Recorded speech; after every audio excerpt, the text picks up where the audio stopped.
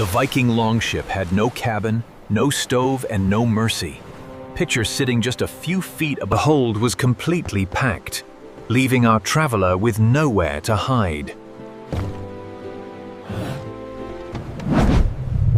Night is coming. This is the part paintings never show you. They give you the striped sail and 30 heroic men staring toward the horizon like the land personally insulted them. They never show the man quietly losing feeling in his toes. So how did Vikings actually survive freezing open water for days at a time? The truth is less magical than a secret Viking trick, and more impressive than simple toughness. They were not immune to cold. Their bodies lost heat by the exact same rules ours do today. What made them different was how relentlessly they organized their entire lives around beating those rules. First, drop the idea of Vikings casually sailing through Arctic winter for fun. Most long voyages were timed around a sailing season. Winter brought shorter days, violent storms, and water that turned every wave into a genuine threat. Since the ship offered almost no shelter, clothing became the real shelter, and the material that saved lives again and again was wool. Wool fibers are naturally crimped, which traps tiny pockets of air, and that trapped air is what slows heat from escaping the body. Even when wool got wet, it kept a meaningful amount of its insulation, unlike other fabrics that collapsed completely against the skin.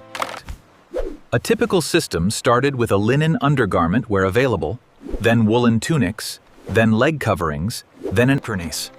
Every single layer needed to be spun, woven, and sewn by hand, which means an entire community back home was quietly keeping that ship's hands and feet were sacrificed first, because the body pulls blood away from the extremities to protect the vital organs at the core. That's better. Once your hands and feet get wet and cold, it's hard to warm them up, especially if there's water in the hull. The ship itself gave tiny pockets of protection too.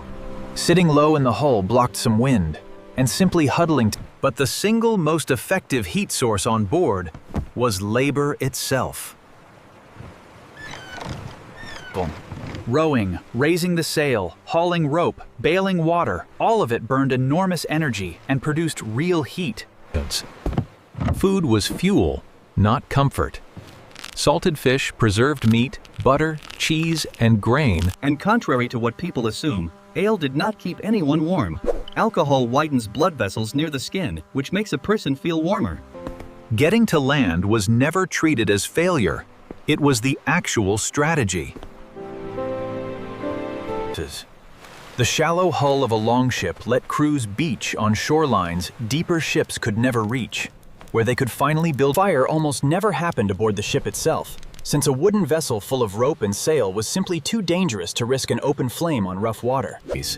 There was no single secret. It was wool that trapped air even when wet, layers that could open and close with the work.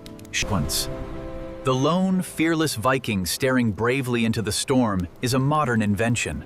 The real story was If this kind of history hits different, make sure you're subscribed to History Forgotten, because every week we dig up the details textbooks always leave out. I'm Zach, and I'll see you in the next one.